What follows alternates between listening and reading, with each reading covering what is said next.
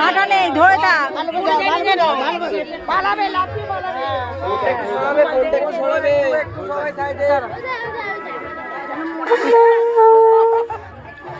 চোখে জল এসে গেছে নাকি? ভয় নেই, কিসের ভয়? ভয় নেই, কিচ্ছু করবে না।